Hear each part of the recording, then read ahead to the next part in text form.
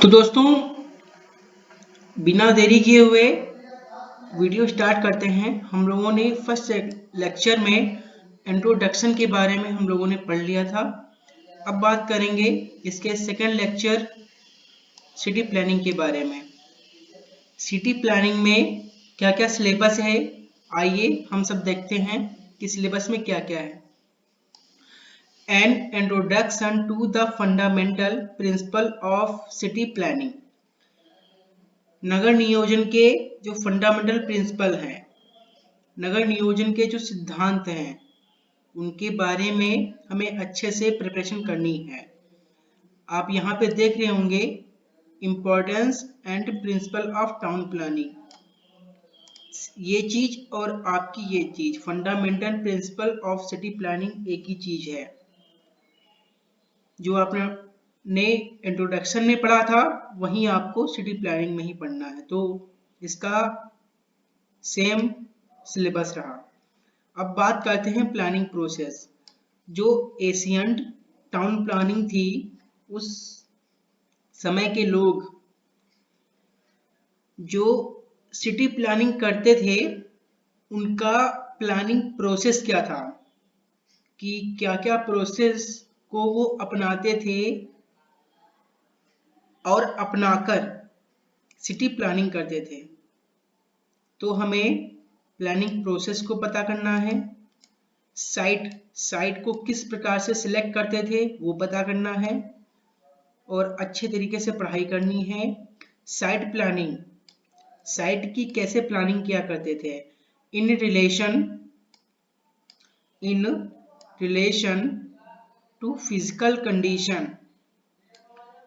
Site planning और physical condition में क्या संबंध था, क्या इम्पोर्टेंस थे, वो हमें अच्छी तरीके से पढ़ना है।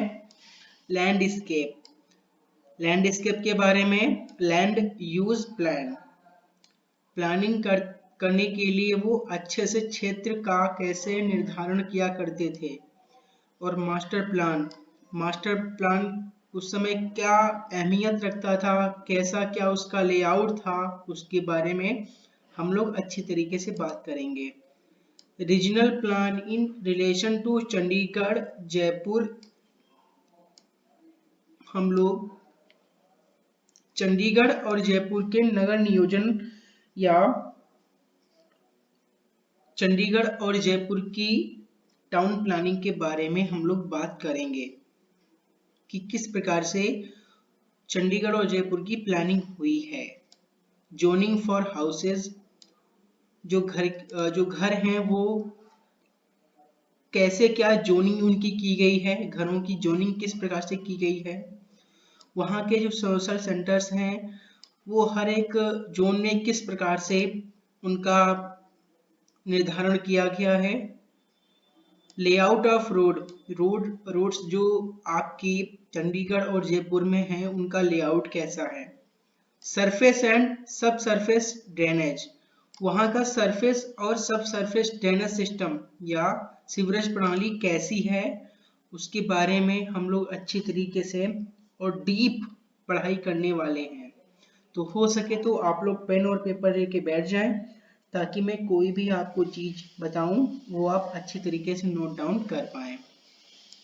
अगर आप मेरे चैनल पर नए हैं तो आप इसको सब्सक्राइब कर सकते हैं। अब बात करेंगे कम्युनिटी सर्विसेज की। जो वहाँ की सामाजिक कम्युनिटी, सामाजिक क्रियाएं हैं या सामाजिक चीजें हैं, कम्युनिटी सर्विसेज हैं, वो क्या क्या हैं चंडीगढ़ और जयपुर में। ओके दोस्तों, इनके बारे में हमें पढ़ना है। स्लम्स क्या होता है, मलिन बस्तियां हैं, इनके बारे में हमें अच्छे तरीके से पढ़ना है कि क्या होता है, कैसे क्या ये मलिन बस्तियां क्या होती हैं, और इन मलिन बस्तियों के इम्प्रूवमेंट, कैसे क्या इनका इम्प्रूवमेंट किया जाए, जो ये अच्छे से अच्छे देखने में अच्छी लगे और वहाँ के जो लोग रहते हैं उनको रहने में कोई प्रॉब्लम ना हो। डेवलपमेंट ऑफ गार्डन, जो पुरानी विरासत हैं, वहाँ के पुरानी विरासतों में आपके गार्डन मिलेंगे, उन गार्डनों को अच्छा से अच्छा इम्प्रूवमेंट करने के लिए उन गार्डनों में क्या डेवलपमेंट किया जाए, क्या चीज लगाई जाए जो वो अति सुंदर दिखे। ठीक है दोस्तों, ठीक है, बिना देरी के हुए चलते हैं यूट्यूब वीडियो में और इन सभी चीज़ों को हम डीप में पढ़ने की प्रयास करते हैं। ठीक है दोस्तों, और कैसा लगा वीडियो, लाइक और शेयर, कमेंट, सब्सक्राइब जरूर कर दीजिएगा। चलिए मिलते हैं यूट्यूब वीडियो में। तो दोस्तों, हमने फर्स्ट लेक्चर में इंट्रोडक्शन के बारे में बात की थी। अब ये जो है लेक्चर 2 है, इसमें हम बात करेंगे सेकेंड चैप्टर साइट प्लानिंग के बारे में। साइट प्लानिंग में हमें क्या क्या पढ़ना है, मैंने सिलेबस के बारे में आप लोगों को बता ही दिया है। ठीक है दोस्तों, शुरू करते हैं। Fundamental principle of city planning, जो आपने इसमें पढ़ा था सिटी प्लानिंग में, जो इंट्रोडक्शन में आपने प्रिंसिपल पढ़े थे, ये देखिए,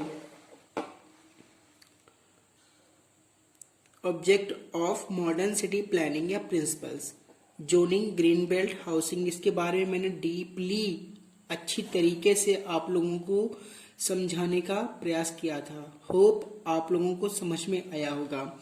अगर ये इसके बारे में वीडियो देखना चाहते हैं तो इसके लेक्चर फर्स्ट की प्लेलिस्ट में वीडियो है, आप वहां जाकर देख सकते हैं।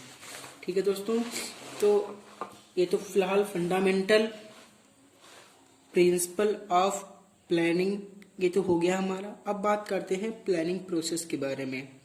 प्लानिंग प्रोसेस, जो नियोजन की प्रक्रिया है वो क्या है, इसको समझने का हम लोग प्रयास करते हैं।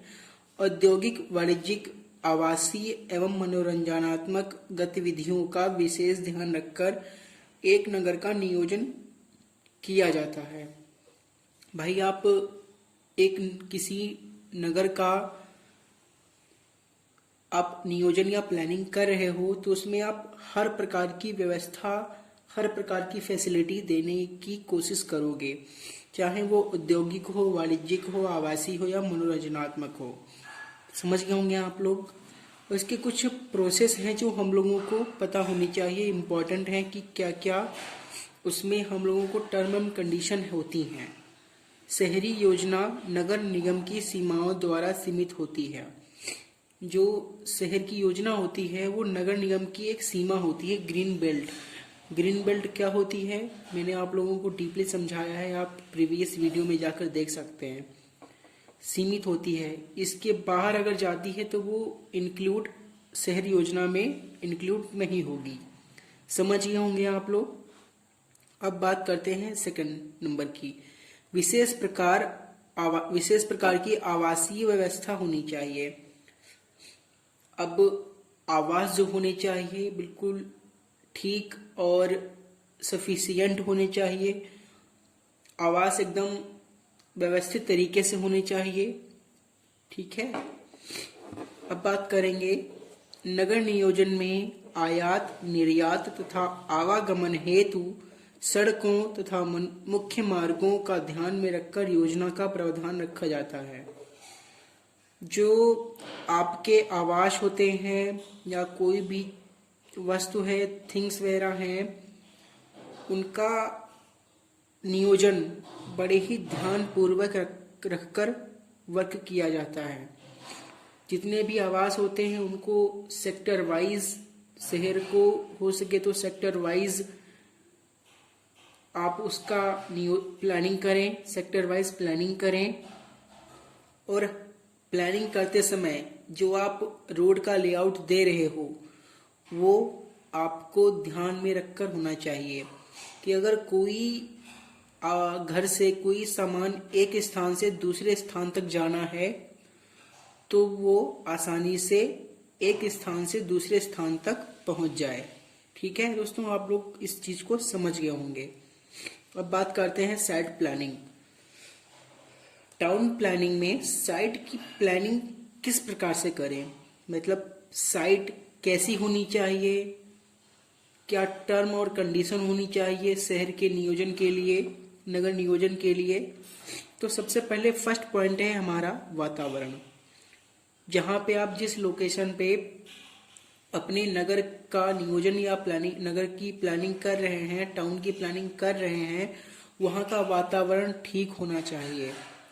और वहाँ का सेकंड पॉइंट जो है क्षेत्रफल। आप हो सके तो आपने भविष्य के लिए पूरा मानक दंड अपना कर रखा है कि भाई हमारे शहर में कुल आबादी 10,000 है या 10,000 से प्लस है। ओके दोस्तों, तो उसी प्रकार से उसका क्षेत्रफल होना चाहिए। ओके दोस्तों, समझ के होंगे आप लोग। प्लानिंग करते समय वहाँ की मृदा, अब भाई प्लानिंग करेंगे तो वहाँ पर आप घर वगैरह बनवाएंगे, रोड वगैरह बनवाएंगे, तो घर बनाने के लिए फाउंडेशन होती है। फाउंडेशन अच्छी मृदा में अगर है तो वो अच्छा कामगर करेगी। अगर मृदा ही खराब हुई, आपने फाउंडेशन बनाई और कुछ समय बाद वो धंस गई, ओके दोस्तों, तो वो मृदा की जांच भी हमें करवा लेनी चाहिए कि कैसी क्या वहाँ की मृदा है। अब बात करेंगे भौतिक स्थिति। वहाँ की जो भौतिक स्थिति है, आसपास का क्षेत्र और वहाँ की भूमि, कोई जिगजैग तो नहीं है, पहाड़ी इलाका तो नहीं है, चट्टान वगैरह तो नहीं है, तो भौतिक स्थिति को ध्यान में रखकर वर्क करना चाहिए। अब बात करेंगे फिजिकल कंडीशन साइट प्लानिंग, मतलब इनके बीच में रिलेशन क्या है, मतलब भौतिक साइट प्लानिंग का फिजिकल कंडीशन से क्या रिलेशन है। तो भाई सिंपल सी वही चीज सेम है कि साइट प्लानिंग करते समय जो भौतिक स्थिति होनी चाहिए, क्या होनी चाहिए, मृदा कैसी है वहाँ की, वहाँ का क्षेत्र कैसा है, और आसपास का वातावरण कैसा है, और जलवायु वहाँ की कैसी है, ये सब नियत होनी चाहिए, ठीक होनी चाहिए। मानक दंड के अनुसार मृदा, क्षेत्र और आसपास का वातावरण और जलवायु बिल्कुल मानक दंड के अनुसार ठीक या व्यापक बैठना चाहिए। समझ गए होंगे आप लोग। जो मैं बोल रहा हूं तो आप लोग उस चीज को अच्छे तरीके से नोट डाउन कर लें। हो सके तो पेन और पेपर लेके बैठ जाएं, ताकि मैं कोई भी चीज आप लोगों को बताऊं वो आपको आसानी से समझ में आए और वो आप राइट डाउन भी कर सको। ठीक है दोस्तों। अब बात करेंगे साइट सिलेक्शन। आप एक साइट सिलेक्शन कैसे करोगे, same as process of site planning.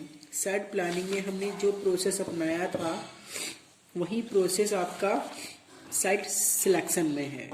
ठीक है दोस्तों, मृदा ये सब वगैरह आपने उसमें पढ़ रखा है। अब बात करेंगे फिजिकल कंडीशन, भौतिक स्थिति के बारे में।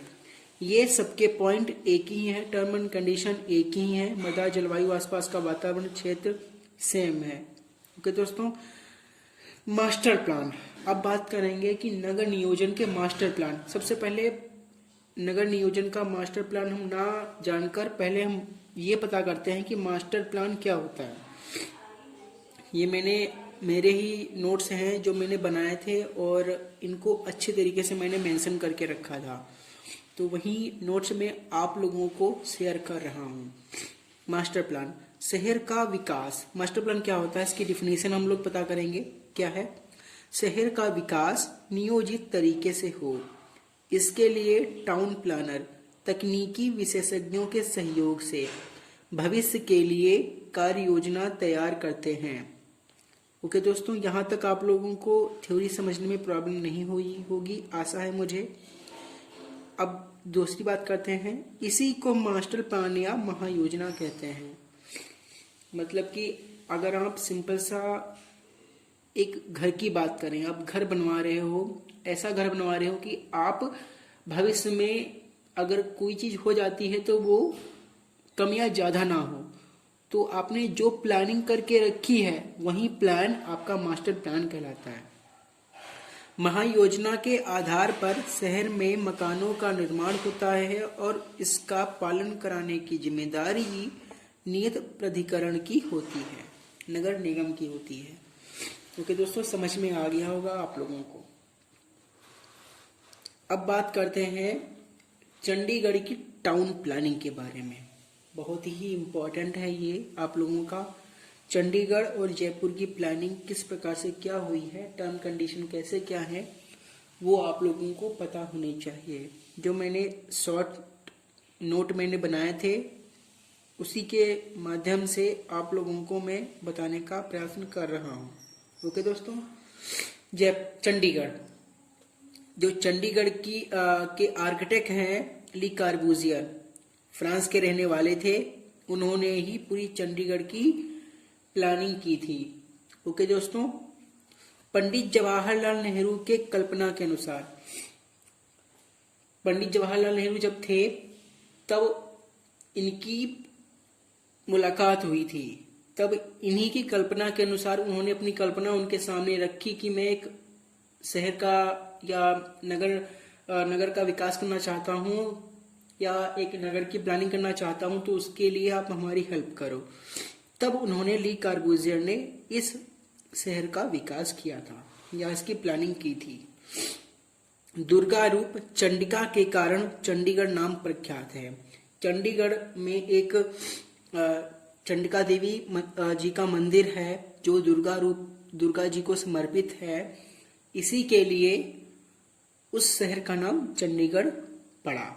ओके दोस्तों, यह जो चंडीगढ़ जो है यह प्रथम योजनाबद्ध शहर है, मतलब कि पहला शहर है जो किसी प्लानिंग के द्वारा बसाया गया था। ओके दोस्तों, चंडीगढ़ की जो क्षेत्रफल है वो 114 किलोमीटर स्क्वायर है। ठीक है दोस्तों, 114 किलोमीटर इधर से, 114 किलोमीटर इधर से आपका इतना क्षेत्रफल है। अब चंडीगढ़ की जो प्लानिंग हुई है वो सेक्टर वाइज प्लानिंग हुई है। इसमें कुल 47 सेक्टर हैं। हर एक सेक्टर में आपको सभी व्यवस्थाएं मिलेंगी, जैसे कि सिनेमा घर है, पब्लिक हॉस्पिटल है, ठीक है, दुकान है, बहुत सारी बाजार हैं, या हर चीज की व्यवस्था हर एक सेक्टर में की गई है। मतलब सभी व्यवस्थाओं से युक्त 47 सेक्टर हैं। हर एक सेक्टर सभी व्यवस्थाओं से युक्त है। ओके दोस्तों, ये हो गई चंडीगढ़ के बारे में पूरी बात। ये तो मैंने आप लोगों को मुख्य बिंदु बता दिए हैं। आप सिंपल सा गूगल सर्च भी कर सकते हो, वहां से भी थोड़ा बहुत पढ़ सकते हो। मैंने सिर्फ आप लोगों को एक आइडिया दिया था। मैंने यहाँ पे नोट्स बनाए थे, शॉर्ट नोट हैं ये जो मेरे द्वारा बनाए गए थे, वही आप लोगों को बता रहा हूँ। इससे आप लोग बहुत कुछ कर सकते हो आगे तक। अब बात करते हैं जयपुर की। जयपुर के जो आर्किटेक्ट हैं वो हैं विद्याधर भट्टाचार्य। लोकेशन जयपुर, राजस्थान, भारत। और जयपुर का एक उपनाम भी है, बहुत प्यारा सा उपनाम है, पिंक सिटी, गुलाबी नगर। ठीक है दोस्तों, स्थापना, जयपुर की स्थापना महाराजा सवाई जयसिंह द्वितीय के द्वारा इस शहर जयपुर की स्थापना की गई थी। यहाँ जयपुर जो है वो अरावली पर्वतमाला से घिरा हुआ है, पश्चिम और उत्तर साइड से, पश्चिम और उत्तर साइड से। ओके दोस्तों, 1873 ईस्वी में इंग्लैंड की महारानी एलिजाबेथ, प्रिंस ऑफ वेल्स युवराज अल्बर्ट के स्वागत में पूरे शहर को गुलाबी रंग से रंगवाया गया था। तो ये कुछ नॉलेज की बात है कि पिंक सिटी क्यों कहा जाता है, तो उसका ये एक रीजन है। आप लोग इसको पढ़ सकते हो, राइट डाउन कर सकते हो। ओके दोस्तों, अब बात करते हैं कुछ महत्वपूर्ण बिंदु जो जयपुर से रिलेटेड हैं। टूरिस्ट सर्किट गोल्डन ट्रायंगल का एक हिस्सा है। जो ये टूरिस्ट सर्किट गोल्डन, TCG के बारे में आपने पढ़ा होगा, tourist circuit golden triangle, TCGT का एक ये हिस्सा है। पुरातत्व विभाग ने इसको अपना हिस्सा माना है। राजा जयसिंह द्वितीय के नाम पर इसका नाम जयपुर पड़ा।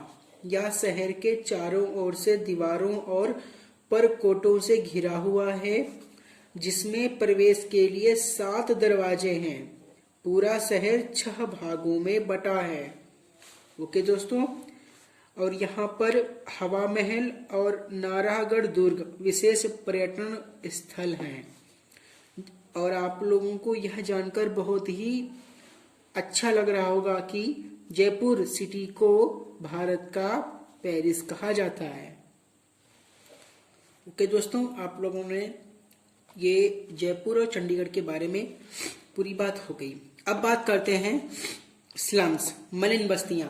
आपने मलिन बस्तियों के बारे में हम लोग जानने का प्रयास करते हैं कि मलिन बस्तियां क्या होती हैं। आपने बहुत सारी मूवी में देखा होगा।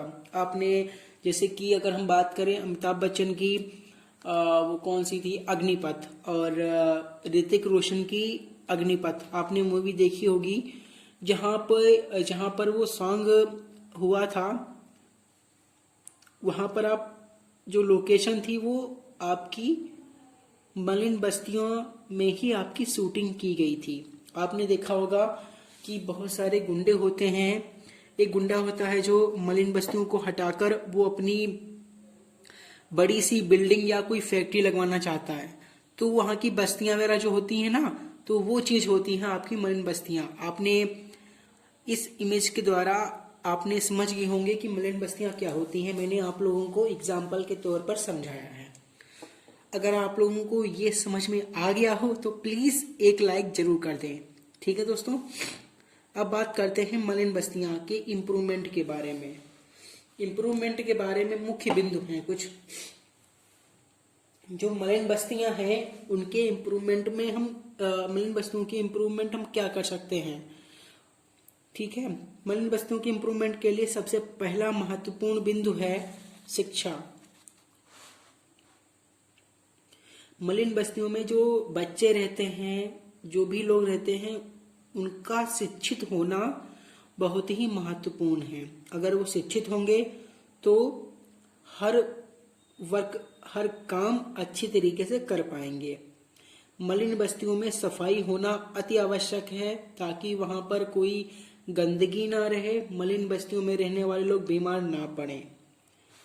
वहां की सीवरेज प्रणाली, मलिन बस्तियों में बहने वाले गंदे पानी और गंदे पानी का ठहराव और निकलने वाले फैक्ट्रियों से गंदा जल, उसके लिए उचित सीवरेज प्रणाली की व्यवस्था होनी चाहिए। वहां की सड़कें टूटी फूटी नहीं, अच्छी सी सड़कें होनी चाहिए ताकि मलिन बस्तियों में रहने वाले लोगों को आयात निर्यात अच्छे ढंग से हो सके। नियमित व्यवस्थाएं जैसे कि नहाने का पानी, गंदगी आदि जो भी चीजें हैं, सफाई, वो नियमित व्यवस्थाएं होनी चाहिए। आप लोगों को समझ में आ गया होगा। ओके दोस्तों, अब बात करते हैं डेवलपमेंट ऑफ गार्डन। बहुत सारे पुरातत्विक विभाग के द्वारा बहुत सारे गार्डन हैं। ठीक है दोस्तों, तो वो गार्डन पुराने हो चुके हैं। एरिया तो बहुत सारी है, पेड़ पौधे भी समाप्त हो रहे हैं, कोई चीज वहां पर अच्छी तरीके से व्यवस्थित नहीं हो पा रही है। तो क्या किया जाए, जो पुराने जमाने के गार्डन हैं, फतेहपुर सीकरी है, आगरा का के आसपास के क्षेत्र में जो गार्डन है, ठीक है, बहुत सारे गार्डन हैं, बहुत सारे आपके उद्यान हैं, उनमें हम क्या इम्प्रूवमेंट या डेवलपमेंट कर सकें जो वो अच्छे और पर्यटन हेतु हो सके, पर्यटन स्थल भी हो सके वो। तो जो गार्डन है उनमें आप फाउंटेन, मतलब कि अच्छे से अच्छे फाउंटेन आप वहां पे डेवलपमेंट करवाओ, अच्छे से अच्छे फाउंटेन का कंस्ट्रक्शन करवाओ और अलग बढ़िया से अच्छे पेड़ पौधे फूल वहां पर लगाएं या उनका पौधारोपण करें। ठीक है दोस्तों, डिफरेंट क्रिएटिविटी मतलब कि वहाँ के जो लोग रहते हैं वहाँ पे, या जो गार्डन है, गार्डन में क्रिएटिविटी, मतलब कि अच्छे से अच्छे, जैसे कि आपने गार्डन में देखा होगा लोग सीट डाल देते हैं बैठने के लिए, सीट, और सीट के पड़ोस में कुछ कार्टून टाइप में, डस्टबिन को कार्टून टाइप में, ठीक है, या किसी के रूप में, या किसी अच्छे से जीव जंतु के का रूपांतरण कर देते हैं। तो कुछ क्रिएटिविटी है कि वहां पर अगर हम जाएं तो देखने में अच्छा महसूस करें। ओके दोस्तों। और लिमिट, गार्डन के आसपास का क्षेत्र लिमिट में होना चाहिए। अगर आप पौधों का पौधारोपण कर रहे हैं तो एक लिमिट के अनुसार एक श्रृंखलाबद्ध होना चाहिए। ये नहीं कि आप ऐसे ऐसे ऐसे ऐसे लगा रहे हो, एक श्रृंखलाबद्ध होना चाहिए। आसपास श्रृंखलाबद्ध आपके पेड़ वगैरह लगा दिए, इसी के जस्ट साइड में आपने गली या छोटी से रास्ते वगैरह दिखा दिए, तो आराम से आदमी चलता जाएगा और फूल पत्तियां देखता जाएगा और अपने आप को अच्छा महसूस करेगा। तो ये कुछ आइडियाज थे, डेवलपमेंट ऑफ गार्डन कुछ थे, ठीक है। तो ये सब चीजें इंपॉर्टेंट थी। तो दोस्तों कैसा लगा आज का वीडियो? लाइक, शेयर, कमेंट, और हो सके तो आप इस चैनल पे नए हैं तो चैनल को सब्सक्राइब कर लें, ताकि मैं आप लोगों को कोई भी वीडियो सेंड करूं तो उसका नोटिफिकेशन आपके पास पहुंच जाए और आप उस वीडियो का लाभ उठा सकें। ठीक है दोस्तों, तो मिलते हैं नेक्स्ट वीडियो में, तब तक के लिए जय हिंद दोस्तों।